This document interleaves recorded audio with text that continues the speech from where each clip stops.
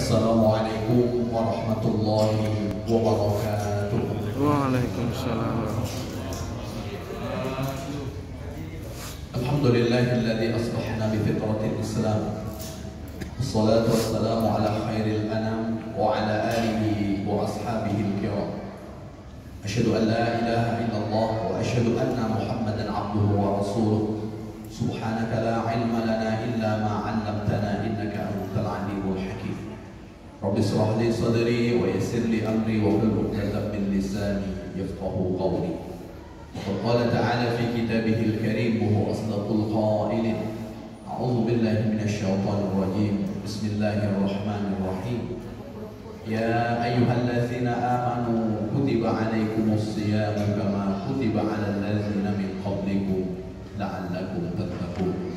Al-ayah. Shadaqallahul 'azim. Amma ba'd. Ma'asyiral muslimin wal muslimat, para alim, para ulama, para asatidz, para tokoh masyarakat, para orang tua kami, bapak-bapak, ibu-ibu, dan seluruh jamaah salat fardu subuh yang semuanya insyaallah dimuliakan oleh Allah Subhanahu wa taala. Bersyukur kita kepada Allah dengan mengucapkan kalimat alhamdulillahi rabbil alamin. Karena sampai pada kesempatan pagi hari ini Allah masih memberikan kita pertolongan, sehingga dengan pertolongannya kita tergerak untuk kemudian memenuhi panggilan Allah Subhanahu wa taala. Kalau bukan karena pertolongan Allah, mustahil pada pagi hari ini kita duduk di tempat yang paling Allah Subhanahu wa taala sukai. Kalau bukan juga karena pertolongan Allah Subhanahu wa taala, tentu berat rasa hati untuk melangkahkan kaki, mengayunkan tangan sampai di tempat ini. Sehingga Rasulullah sallallahu alaihi wasallam suatu ketika memberikan pesan kepada para sahabatnya, "Mayyuridillah bihi khairan istamala." Orang yang Allah inginkan untuk menjadi tambah baik, kata beliau, pasti Allah akan fungsikan orang tersebut. Lalu kemudian para sahabat bertanya kepada Rasulullah, qalu kaifa istamala? Rasul, bagaimana Allah memfungsikan seorang hamba? Kalau hanya sekedar hidup, banyak makhluk lain selain manusia yang juga Allah berikan kehidupan. Kalau hanya sekedar hidup di bawah langit yang Allah Subhanahu wa taala ciptakan, di atas bumi yang Allah bentangkan, masih ada makhluk lain selain manusia yang juga Allah berikan kehidupan yang sama. Lalu yang membedakan kita dengan makhluk lain yang lainnya, bagaimana? Yang membedakan itu satu di antaranya, Allah fungsikan kita atau tidak. Dan orang yang Allah fungsikan, Allah akan tolong orang tersebut untuk bisa melakukan amal baik sebelum nyawa terpisah dengan raga. Maka kalau sampai hari ini Allah Subhanahu wa taala memberikan taufiknya, memberikan pertolongannya kepada kita untuk bisa melakukan ketaatan, tak lain dan tak bukan karena Allah menginginkan kita menjadi orang-orang yang tambah baik. Bersalawat kita kepada Rasulullah dengan mengucapkan kalimat Allahumma sholli ala sayyidina Muhammad wa ala ali sayyidina Muhammad. Assalamu alayka ya Rasulullah. Seraya berharap semoga kita menjadi bagian dari umat Rasulullah yang kelak mendapat syafaatnya di padang mahsyar. Allah kumpulkan kita dengan beliau di dalam surganya. Amin ya rabbal alamin. Man ahya sunnati faqad ahabbani wa man ahabbani kana ma'i fil jannah. Kata beliau, siapa yang menghidupkan sunnahku berarti dia mencintai aku, dan orang yang mencintai aku kelak bersama denganku di dalam surga. Apa di antara sunnah Rasulullah yang kita hidupkan? Kita duduk di majelis ilmu sampai nanti kemudian waktu Isra tiba. Semoga apa yang kita lakukan sebagai bentuk satu di antara usaha kita untuk mencintai Rasulullah, dan kelak semoga Rasulullah mengenali kita. Amin ya rabbal alamin. Karena kata beliau, "Ma min ahadin min ummati illa a'rifuhu yaumal qiyamah." Tak ada satupun umatku yang nanti aku tak mengenalinya di hari kiamat. Itu di antara janji Rasulullah Sallallahu Alaihi Wasallam 14 abad yang lalu. Maknanya masing-masing umat Rasulullah Sallallahu Alaihi Wasallam ini akan beliau kenali satu persatu. Kalau sahabat, Rasulullah mengenalnya karena mereka bertemu. Kalau tabi'in, dikenal oleh Rasulullah, ada sahabat yang lalu kemudian mengenalkannya. Kita yang sudah lebih dari 14 abad, apa yang kita jadikan jaminan nanti Rasulullah Sallallahu Alaihi Wasallam akan mengenali kita? Satu di antara tanda yang kelak Rasulullah Shallallahu Alaihi Wasallam akan mengenali kita, min atharis sujud, saat diri ini, saat kemudian judan ini kita bawa untuk melakukan sujud kepada Allah Subhanahu wa Ta'ala. Itulah di antara tanda yang kelak Rasulullah Shallallahu Alaihi Wasallam akan mengenali umatnya. Bapak Ibu jamaah salat fardu subuh yang dimuliakan oleh Allah Subhanahu wa Ta'ala, berapa hari lagi kita lebaran Bapak Ibu?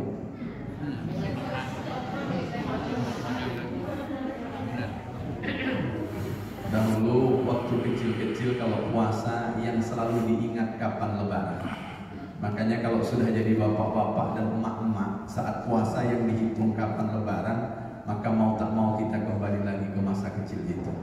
Jadi kita tinggal menikmati lagi, bukan lebaran lagi yang kita tunggu, kapan Ramadan tiba, kapan kemudian 10 hari terakhir dari bulan Ramadan itu akan sampai. Nah itu lagi yang kemudian akan kita tunggu-tunggu, bukan kapan lagi lebaran tiba.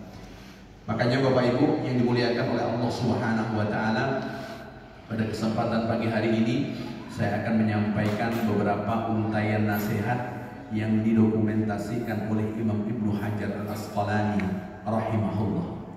Di antara untayan nasihat yang didokumentasikan oleh Imam Ibnu Hajar Al-Asqalani, beliau mengutip sabda Rasulullah Sallallahu Alaihi Wasallam, "Khaslatani la syai'a afdal minhuma." Kata Rasulullah, ada dua hal dalam kehidupan ini tak ada yang lebih baik dibanding dua hal tersebut. Maknanya kalau dua hal ini ada di dalam kehidupan kita, berarti kita sedang melakukan dua hal yang terbaik di dalam kehidupan kita. Apa dua hal yang Rasulullah Sallallahu Alaihi Wasallam sebutkan bahwa ketika kita melakukannya berarti kita sedang melakukan hal yang terbaik? Kata beliau, yang pertama adalah al-imanu billah, iman kepada Allah Subhanahu wa Ta'ala. Tak ada yang lebih baik dibanding iman kepada Allah Subhanahu wa Ta'ala. Segudang kebaikan yang dilakukan oleh orang, kalau tidak disertai dengan keimanan, maka akan hanya menjadi kebaikan yang tak akan pernah dijumpai balasannya setelah kematian. Maka yang paling baik itu adalah iman kepada Allah Subhanahu wa Ta'ala. Karena iman kepada Allah Subhanahu wa Ta'ala sesuatu yang terbaik, maka Allah Subhanahu wa Ta'ala juga mewajibkan kepada kita selaku umat Nabi Muhammad Sallallahu Alaihi Wasallam hal yang terbaik pula. Maka kalau kemudian kita membaca firman Allah Subhanahu wa Ta'ala yang mewajibkan kepada kita berpuasa, itu Allah Subhanahu wa Ta'ala awali dengan kalimat orang-orang yang beriman. Ya ayyuhalladzina amanu, wahai orang-orang yang beriman.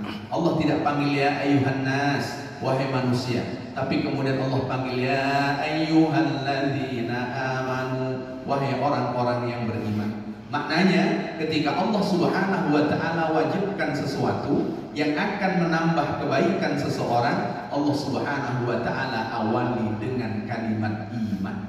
Kalau sudah ada kalimat iman, baru kemudian Allah Subhanahu wa Ta'ala sebutkan kutiba alaikumus siyam, diwajibkan atas kalian berpuasa sebagaimana diwajibkan atas orang-orang sebelum kalian, agar kalian menjadi orang-orang yang bertakwa. Maka kalau sudah iman sesuatu yang baik, lalu kemudian diiringi pula dengan sesuatu yang baik, maka itulah yang kemudian nanti akan mendapatkan balasan di sisi Allah Subhanahu wa Ta'ala. Maka di antara balasan setelah kemudian orang menyatakan iman dan melakukan puasa yang Allah Subhanahu wa Ta'ala perintahkan, di antara balasannya ada yang Allah balas tunai di dunia, dan kemudian ada pula yang nanti Allah akan balas setelah kematian kita. Apa yang Allah balas tunai bagi orang yang berpuasa? Di antara pesan Rasulullah, lis-shaimi farhatani, bagi orang yang berpuasa itu ada dua balasan kegembiraan, ada dua balasan kebahagiaan. Yang pertama, bagi orang yang berpuasa balasan kegembiraan itu Allah bayar cash di dunia. Kapan? Inda hina yuftir, ketika seseorang itu berbuka. Itu balasan bagi orang yang berpuasa yang Allah balas di dunia. Maka kalau ada orang berbuka puasa tapi tak hadir rasa bahagia, tak hadir rasa gembira, berarti sedang bermasalah pada puasanya. Bapak Ibu yang dimuliakan oleh Allah Subhanahu wa taala, baru beberapa saat kita sama-sama menahan lapar dan kemudian menahan dahaga sampai kemudian nanti masuk waktu maghrib. Ketika kita melewati beberapa waktu ini, berarti akan menemukan kebahagiaan kapan saat berbuka. Bapak Ibu kalau berbuka bahagia atau tidak? Bahagia. Halo Bapak Ibu. Makanya kalau orang berbuka itu tak ada rasa bahagia, berarti sedang bermasalah dengan puasa. Karena kata Rasulullah, balasan bagi orang yang berpuasa pasti Allah akan berikan rasa bahagia saat berbuka. Kenapa? Setelah menahan lapar dan dahaga, karena makan dan minum itu bagian dari fitrah watak kemanusiaan. Suka makan, suka minum, lalu kesukaan itu dia tahan. Saat dia tahan untuk beberapa waktu, lalu kemudian dia berbuka, pasti dia akan menemukan kebahagiaan. Makanya Bapak Ibu yang dimuliakan oleh Allah Subhanahu wa taala, maknanya ketika berbuka hadir kebahagiaan, bukan berarti kemudian semuanya kita santap karena saking bahagianya. Karena ada batasan-batasan yang diajarkan oleh Rasulullah SAW kepada kita. Maka perut yang Allah Subhanahu wa taala anugerahkan kepada kita ada sulus untuk makanan, sepertiga untuk makanan, ada sepertiga untuk minum, lalu kemudian ada sepertiga lagi untuk tanafus, untuk bernafas. Maka kalau nanti kita berbuka Bapak Ibu, lalu kemudian sepertiga yang untuk nafas ini kita isi juga dengan makanan dan minuman, berarti bahagianya itu berlebihan. Makanya kalau kita baca keterangan Imam Ghazali, satu di antara tujuan puasa itu adalah kasrus syahwat, untuk kemudian memecah keinginan hawa nafsu. Makanya Bapak Ibu, ibu-ibu ini biasanya yang lebih tahu pengeluaran bulan Ramadan lebih besar atau lebih kecil Bapak Ibu? Nah, berarti tak berhasil yang satu disebutkan oleh Imam Ghazali itu tadi. Memecah keinginan hawa nafsu. Kalau mas sudah berpuasa tapi selera masih gadang juwo, nah ini berarti ada bermasalah dengan puasanya. Karena sejatinya puasa itu tujuannya adalah untuk kemudian memecah keinginan hawa nafsu yang kemudian berlebihan itu tadi. Makanya Bapak Ibu, biasanya orang berpuasa kalau keinginannya itu berlebihan, kira-kira yang menggoda siapa Bapak Ibu? Akan setan dibelenggu bulan Ramadan. Kira-kira siapa yang menggoda kalau setan itu dibelenggu? Kan berarti selera gadang kita yang kemudian membelenggu kita, bukan setan lagi. Kalau setan itu dibelenggu, berarti kita sedang dibelenggu oleh selera gadang kita. Maka selera gadang itu biasanya selalu muncul ketika melihat makanan dan minuman. Biasanya, tapi insya Allah tidak di sini lah. Atau kemudian di mana-mana Bapak Ibu. Nah, makanya satu di antara yang kemudian kita lihat, kalau pengeluaran Ramadan kita masih sama dengan bulan yang lalu atau bahkan lebih, berarti kasrul syahwat itu belum mampu kita lakukan. Maka kalau kita lihat baginda Rasulullah SAW dalam berbukanya itu sederhana. Di antara yang paling pokok dalam berbuka Rasulullah SAW, ya beberapa butir kurma, lalu kemudian dengan air putih. Kalau kita Bapak Ibu, beberapa butir kurma, beberapa butir bakwan, beberapa butir tahu isi, beberapa gelas cendol, beberapa gelas kolak, beberapa gelas, oh banyak kali gelas itu. Onde-onde. Bayangkan puasa menyebutkan makanan, nah ini semakin tambah lama nampaknya waktu yang akan kita lewati. Makanya Bapak Ibu yang dimuliakan oleh Allah Subhanahu wa taala, karena puasa dilakukan dengan iman, maka balasan pertama Allah balas juga di dunia. Apa dia? Allah balas orang itu akan merasakan bahagia saat dia berbuka. Karena orang berbuka itu tak pula bisa pura-pura bahagia. Tak pula akan dia temukan rasa bahagia kalau kemudian bahagianya itu saat orang tak melakukan berpuasa. Contoh, orang keluar dari rumahnya dia berpuasa, sampai tempat kerjanya digoda oleh satu kawan, dua kawan, tiga kawan, lalu kemudian dia tidak berpuasa, ikut makan siang bersama kawan-kawannya. Makan siang di tempat yang tempat itu hanya nampak kakinya, tak nampak kepalanya. Nah, jadi kalau bulan Ramadan itu setan dibelenggu, ternyata ada setan-setan yang kemudian tak terbelenggu. Apa dia setan yang tak terbelenggu? Setan yang nampak kaki, tak nampak kepala. Nah, ini tak terbelenggu ini kan. Maka kemudian saat dia balik ke rumah, buka bersama anak istri, lalu kemudian berusaha untuk menghadirkan kebahagiaan saat berbuka, maka kebahagiaan itu pasti kebahagiaan yang palsu. Karena kebahagiaan yang sesungguhnya Di antaranya kata Rasulullah yang Allah bayar tunai di dunia kapan? Saat berbuka. Yang kedua kapan Allah Subhanahu wa taala bayar terkait dengan balasan orang yang beriman lalu kemudian dia berpuasa? Inda liqa'i rabbi, saat dia bertemu dengan Tuhannya. Kalau orang yang berpuasa lalu balasannya dia bertemu dengan Allah Subhanahu wa taala, maka tak ada balasan bagi orang yang berpuasa melainkan surga Allah Subhanahu wa taala. Kenapa? Karena ketemu Allah tak mungkin di neraka. Ketemu Allah Subhanahu wa taala itu jawabannya di surga. Makanya orang-orang yang berpuasa Allah sudah siapkan surga. Apa nama surga orang yang berpuasa, Bapak Ibu? Firdaus. Halo Bapak Ibu, apa nama surga orang yang berpuasa? Firdaus. Nah, itu surga balasan bagi orang yang berpuasa.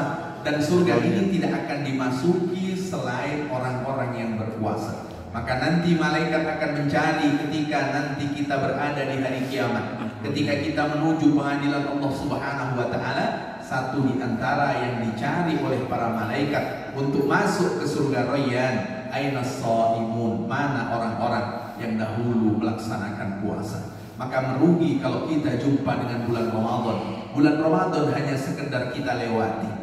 Merugi kita jumpa dengan bulan Ramadan kalau bulan Ramadan itu hanya sekedar kita lalui, tapi kemudian Ramadan menjadikan satu di antara bulan yang kita berharap mendapatkan ampunan dari Allah Subhanahu wa taala. Makanya Rasulullah Shallallahu alaihi wasallam menyebutkan tak ada yang lebih afdal yang dilakukan oleh seorang hamba ketika melewati kehidupan yang tak lama ini melainkan beriman kepada Allah Subhanahu wa taala. Karena dengan iman lalu kemudian ada amal-amal yang lain. Maka sampai kemudian beliau juga jelaskan di dalam salah satu sabdanya, kata beliau, al-imanu bid'un wa sab'una syu'bah. Iman itu lebih dari 70 cabang. Kata beliau, lebih dari 70 cabang ini beliau sampaikan hanya 3 saja. Apa 3 yang Rasulullah sampaikan di dalam hadis ini? Wa a'laha, 70 lebih yang paling tinggi, kata beliau. Apa? Yang paling tinggi itu adalah la ilaha illallah. Itu yang paling tinggi. Jadi yang paling tinggi itu adalah ucapan la ilaha illallah. Karena la ilaha illallah adalah yang paling tertinggi, sehingga Rasulullah sebutkan di dalam salah satu sabdanya, khairu ma qultu ana wan nabiyyuna min qabli. Kalimat yang paling baik yang aku ucapkan dan diucapkan oleh nabi-nabi sebelumku adalah ucapan la ilaha illallah. Itu ucapan yang paling terbaik yang disebutkan oleh baginda Rasulullah, bukan hanya diucapkan oleh baginda Rasulullah dan umatnya, tapi juga diucapkan oleh nabi-nabi sebelum nabi kita Muhammad sallallahu alaihi wasallam. Maka Nabi Musa alaihissalam pernah meminta kepada Allah, ya Rabbi alimni syai'an azkuruk. Wahai Tuhanku, ajarkan kepadaku sesuatu yang dengan ajaranmu itu aku senantiasa mengingatmu. Itu yang disampaikan oleh Nabi Musa alaihissalam kepada Allah Subhanahu wa ta'ala. Tapi ajaran itu belum pernah engkau ajarkan kepada orang-orang selain aku. Lalu kemudian apa kata Allah Subhanahu wa ta'ala dalam hadis qudsi? Qul, ucapkanlah olehmu wahai Musa, la ilaha illallah. Ini jawaban Allah Subhanahu wa ta'ala. Lalu apa jawaban Nabi Musa? Ya Allah, kalau kalimat itu yang engkau ajarkan kepadaku, kalimat itu sudah diucapkan orang-orang sebelumku. Lalu kemudian apa jawaban Allah Subhanahu wa ta'ala?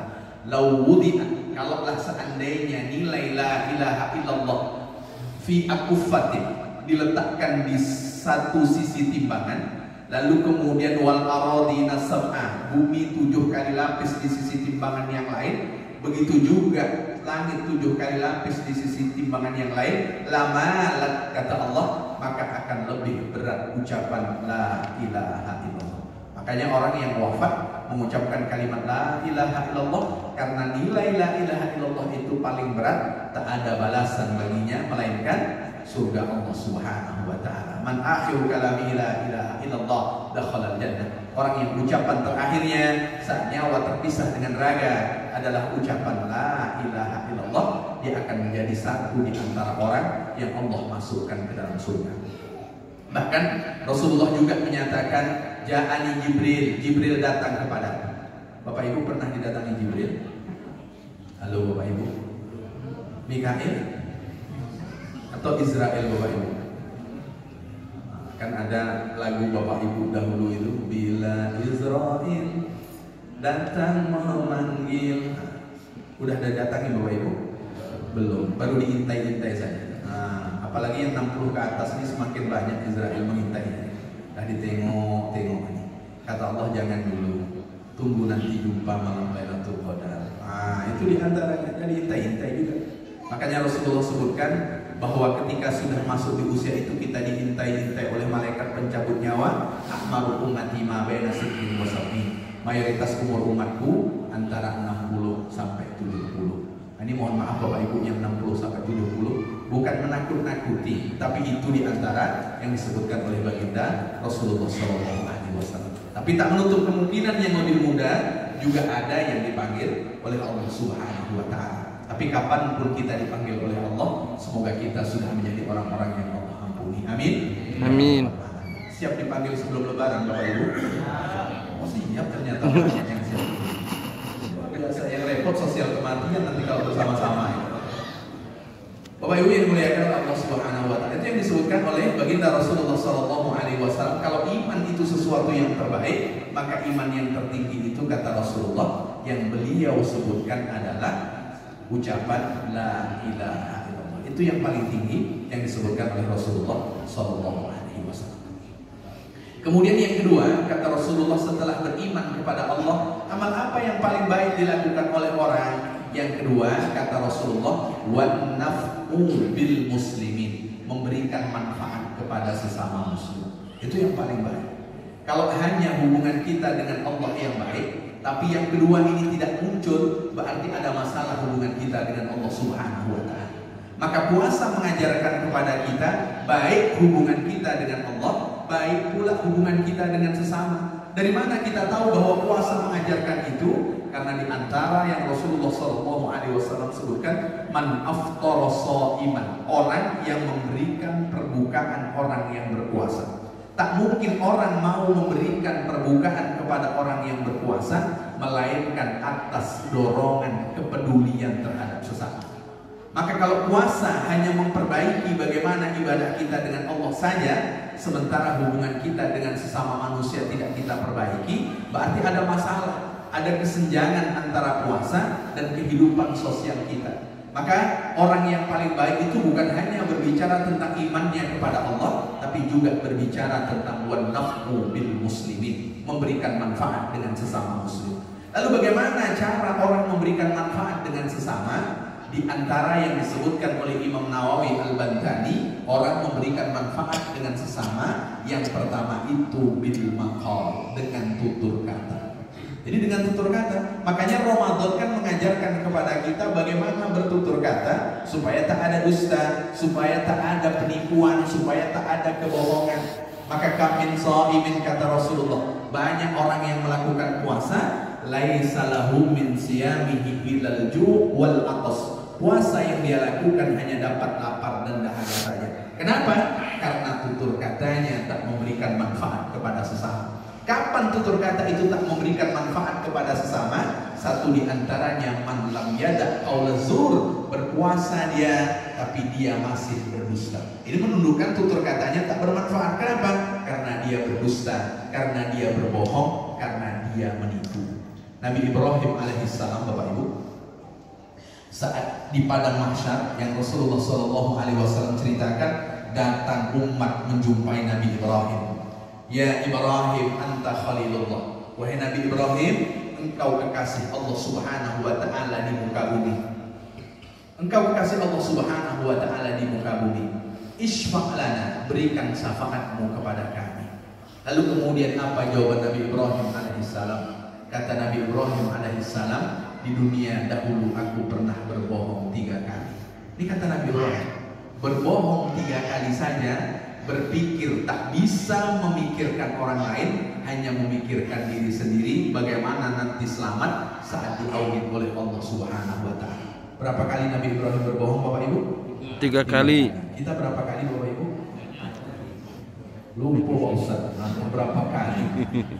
Maka puasa kan mengajarkan kepada kita untuk kemudian jujur. Apa di antara kebohongan Nabi Ibrahim saat hidup? saat hidup itu sebetulnya kalau kebohongan Nabi Ibrahim sebetulnya tak bohong juga. Kalau kemudian kita tengok dengan baik, ketika orang-orang kafir Quraisy masuk ke dalam Ka'bah, lalu kemudian melihat berhala-berhala kecil itu semuanya hancur. Saat kemudian semuanya hancur, man fa'ala hadza, siapa yang melakukan ini? Mereka bertanya. Lalu kemudian jawaban Nabi Ibrahim, Kabiru itu yang paling besar. Jadi berhala yang paling besar itu dia sisakan. Ketika orang bertanya siapa yang menghancurkan, itu yang paling besar. Yang paling besar. Nah, itu diantara kebohongan Nabi Ibrahim. Tapi memikirkan itu yang disebutkan oleh baginda Rasulullah SAW, tak bisa memberikan syafaat kepada orang lain. Nafsi. Kita memikirkan diri kita masing-masing. Nah, kita yang sering berbohong ini Bapak Ibu, maka Allah jumpakan kita dengan bulan Ramadan. Supaya apa? Supaya kita tahu bahwa bagaimana puasa kita itu bukan hanya lapar dan dahaga yang kita dapat. Lalu kemudian apa yang kita lakukan bukan hanya memperbaiki hubungan kita dengan Allah, memperbaiki juga hubungan kita dengan sesama manusia. Kapan? Ketika kita tidak berdusta. Maka umat Nabi Muhammad itu boleh berbohong hanya pada 3 tempat. Ini disampaikan Bapak Ibu yang boleh ini disampaikan atau tidak? Nah, kalau tidak saya lanjutkan ya. 3 tempat itu yang boleh. Yang pertama fil harbi. Umat Nabi Muhammad itu boleh berbohong kapan? Yang pertama dalam situasi peperangan. Kalau perang jujur mati cepat kita Bapak Ibu. Ada musuh, saya di sini ya, tinggal dibom habis kita. Maka perang itu tak boleh jujur karena siasat.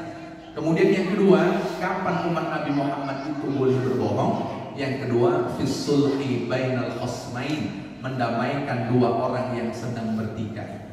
Jadi kalau ada 2 orang sedang tak bertegur sapa, 2 orang sedang berpaling muka saat berjumpa, maka boleh kita berbohong asalkan kedua orang ini damai. Nah, itu boleh. Entah bagaimana caranya, yang penting yang kedua orang ini tak bertengkar lagi, kedua orang ini rukun lagi. Itu boleh kita berbohong. Itu yang kedua. Yang ketiga, nah ini yang paling penting. Nah, yang paling penting yang ketiga ini boleh berbohong dengan pasangan hidup masing-masing. Tapi jangan dipotong sampai sini Bapak Ibu. Di bagian apa seseorang, suami boleh berbohong kepada istrinya, istri boleh berbohong kepada suaminya? Fil madhi, di dalam memuji. Nah, itu boleh. Tapi yang boleh ini hanya kepada pasangan halalnya. Jangan pula bini orang dipuji, bini awak tak pernah dipuji. Nah, ini bermasalah ini. Laki orang berulang kali kita puji, laki kita tak pernah kita puji. Nah, ini bermasalah berarti. Nah, yang boleh itu di mana? Untuk memuji pasangan hidup masing-masing. Kan kadang orang memuji itu kan tak sesuai dengan realita. Kalau tak sesuai dengan realita itu berbohong atau jujur Bapak Ibu? Berbohong, tapi ini boleh. Contoh nih, kau ibarat bulan, padahal tak ada samanya dengan bulan. Tapi dipuji kau ibarat bulan. Kalau dipuji dengan kau ibarat matahari, mengamuk nanti dia. Makanya kau ibarat bulan. Tak sesuai dengan realita, boleh? Boleh. Atau nanti ibu-ibu memuji suaminya, wahai suamiku, kulihat engkau lama-lama seperti saruhkan Bang. Tapi kalau dari jarak 900 meter Bang, meskipun tak ada miripnya dengan saruhkan, sah-sah saja. Kapan? Memuji pasangan hidupnya. Lebih dari itu, Allah Subhanahu wa Ta'ala tak perlu. Makanya ketika kita untuk kemudian bisa melakukan sesuatu yang disebut oleh baginda Rasulullah, sesuatu itu paling baik, yang kedua itu bermanfaat dengan sesama. Bermanfaat dengan sesama itu satu diantaranya dengan apa? Dengan tutur kata. Maka ada doa Nabi Musa alaihissalam supaya tutur katanya itu bermanfaat kepada orang lain. Bapak Ibu mungkin sering mendengarkan doa itu, Rabbis shrah li sadri wa yassir li amri wahlul 'uqdatam min lisani yafqahu qawli. Uraikan simpul di lidahku agar orang bisa paham dengan ucapanku. Kenapa? Karena ingin memberikan manfaat dengan tutur katanya. Karena setiap kata yang keluar dari mulut kita akan dicatat oleh malaikat dan kelak akan dimintai pertanggungjawaban. Apakah kata itu bermanfaat atau tidak? Itulah yang akan mempermudah saat nanti kita diaudit oleh Allah Subhanahu wa Ta'ala. Kira-kira sudah berapa kalimat yang kita keluarkan dari lisan kita Bapak Ibu? Sudah berapa kira-kira Bapak Ibu? Kan tak terhitung. Apakah bermanfaat bagi orang atau tidak? Kita juga sudah lupa entah berapa banyaknya. Maka kata Rasul Rasulullah sallallahu alaihi wasallam ketika ditanya an aktsari ma yudkhilun nasan nar, Rasul, apa yang banyak nanti mengantarkan orang masuk ke dalam neraka? Rasulullah ketika ditanya tentang hal ini, apa kata beliau? Aktsaru ma yudkhilun nasan nar al-ajwafan. Nanti yang paling banyak mengantarkan orang masuk ke dalam neraka dua lubang. Dan satu di antara dua lubang itu kata beliau al-fam, mulut. Jadi ini yang paling banyak mengantarkan masuk ke dalam neraka. Maka supaya mulut ini tidak menjadi anggota tubuh yang mengantarkan kita masuk ke dalam neraka, bagaimana memberikan manfaat dengan sesama dengan tutur kata.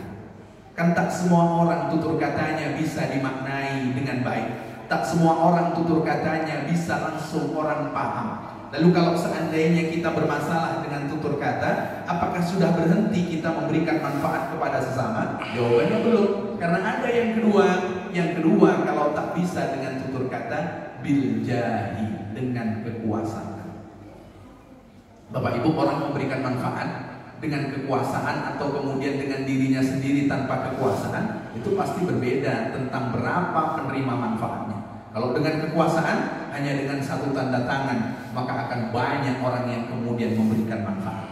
Makanya Bapak Ibu, siapapun di antara kita yang sedang punya kuasa, maka berikanlah manfaat kepada sesama lewat kuasa yang Allah berikan kita kepada kita, yang Allah amanahkan kepada kita. Dan kekuasaan itu juga tidak lama. Bapak Ibu, karena kekuasaan itu amanah. Saat Allah tawarkan amanah kepada bumi, bumi tak sanggup menerimanya.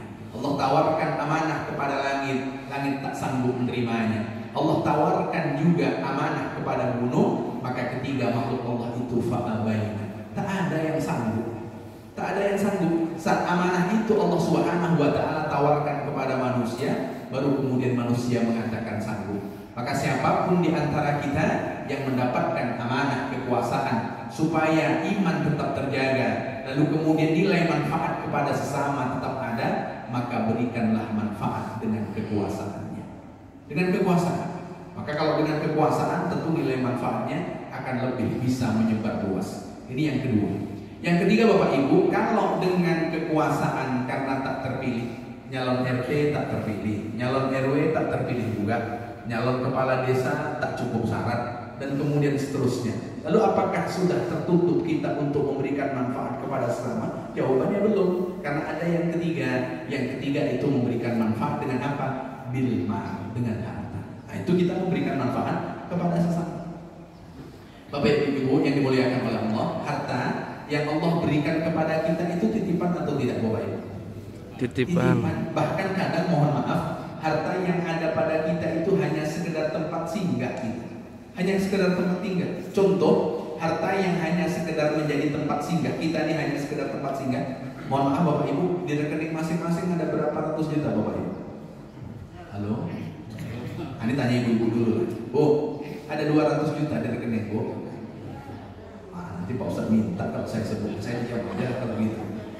Bapak Ibu, barangkali uang yang jumlahnya 200 juta di rekening ibu-ibu ini kadang hanya tempat singgah saja. Hanya tempat singgah. Kenapa disebut dengan tempat singgah?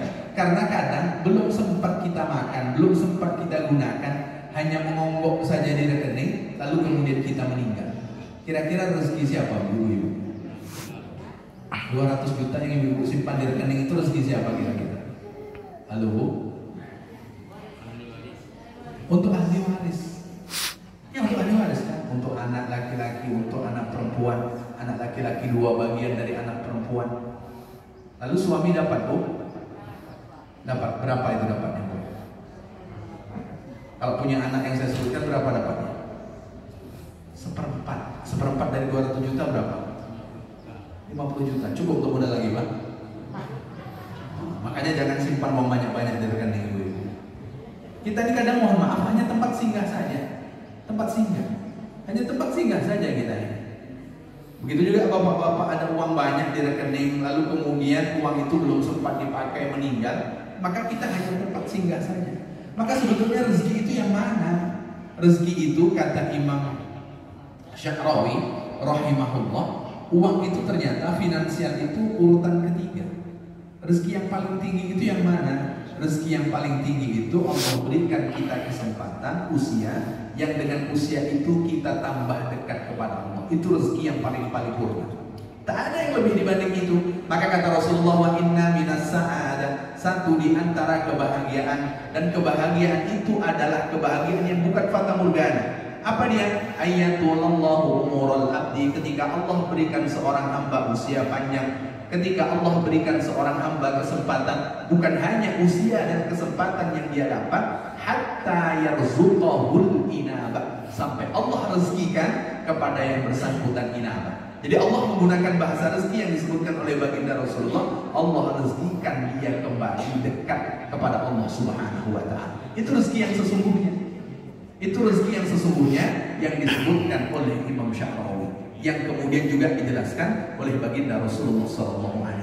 Maka kalau sampai kesempatan ini, sampai usia kita yang sekarang ini, Allah tolong kita untuk melakukan ketaatan kepada Allah, itulah rezeki yang paling paripurna. Itu yang paling paripurna, ketaatan kita kepada Allah. Nah, maka kalau sudah rezeki, apa kemudian rezeki yang kedua setelah kemudian usia? Kata Imam Sya'rawi, rezeki yang kedua itu anak. Jadi anak yang soleh, anak yang solehah, seperti adik-adik kita ini. Itu rezeki yang paling paripurna yang kedua. Bapak Ibu, ada saatnya nanti Allah perintahkan malaikat untuk mencabut nyawa kita. Kalau sudah Allah Subhanahu wa ta'ala perintahkan, apa yang kemudian menjadi rezeki bagi kita setelah kemudian kita mati, setelah kita wafat, setelah kita meninggal? Maka satu di antara yang disebutkan oleh Rasulullah SAW, awaladin salihin yad'ulah, anak soleh yang mendoakan kita. Itu rezeki yang sesungguhnya, rezeki yang sesungguhnya.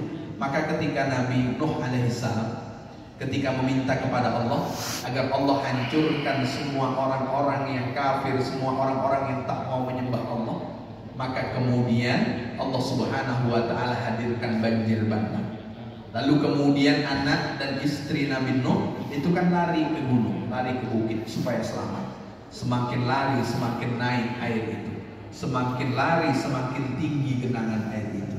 Lalu kemudian Nabi Nuh mengadu kepada Allah Subhanahu wa ta'ala, innahu min ahli, ya Allah, Kan'an itu adalah keturunanku, keturunanku, keluargaku. Apa jawaban Allah? Laisa min ahli, Kan'an itu bukan keluargamu. Kenapa? Karena Kan'an bukan menjadi rezeki yang terbaik bagi Nabi Nuh alaihissalam. Maka rezeki yang terbaik yang kedua itu adalah terkait dengan keturunan. Keturunan yang mana? Yang kalau kita mati nanti doanya tak pernah putus untuk kita. Allahumma gfirli wali walidayya warhamhuma kama rabbayani shaghira. Coba Bapak Ibu ingat kembali ketika anak mulai bisa berbicara, ketika anak mulai pandai merangkai kata, lalu kita ajarkan doa. Saat berdoa itu coba kita cermati betul-betul. Robbi firli sampai terpatah-patah dia menyebutkan doa itu. Oh, itu rasanya luar biasa banget. Saya ingat anak saya yang pertama ketika masih TK, dan waktu itu susunan kalimatnya juga belum lurus, beberapa kosakata juga belum sesuai, makhrajnya itu belum sesuai keluar. Tapi ketika mendengarkan dia berdoa, menetes air mata bokeh. Itu di dunia saja kadang sudah ada rasa bahagia. Lalu bagaimana kalau dia berdoa setelah kemudian kita tiada? Dan itu menjadi rezeki yang luar biasa. Jangan berharap kita mendapatkan doa dari anak kita kalau kita tak mendoakan doa orang tua kita. Jangan harap anak kita berbakti kepada kita kalau kita tak berbakti kepada kedua orang tua kita. Jangan berharap setelah kita mati nanti mereka akan menjenguk kuburan kita kalau kita tidak melakukan hal yang sama. Barru aba'akum taburrukum abna'ukum, berbaktilah kalian kepada kedua orang tua kalian, niscaya anak-anak kalian akan berbakti kepada kalian. Maka anak itu baru rezeki yang kedua. Yang ketiga itu baru harta. Harta yang mana yang dihitung menjadi rezeki? Harta yang tidak membuat kita lalai kepada Allah Subhanahu wa ta'ala. Maka di dalam Al-Quran ada satu surat yang disebut dengan surat At-Takatsur. Apa kalimat yang pertama yang Allah gunakan? Alhaakumut takatsur. Kata Allah, bermegah-megahan telah membuat kalian lalai. Maknanya kalau bermegah-megahan tak mungkin tidak kaitannya dengan harta. Pasti kaitannya dengan harta. Yang itu yang sering membuat orang lalai. Maka jangan sampai hanya kita dapat tapi tidak menjadi rezeki.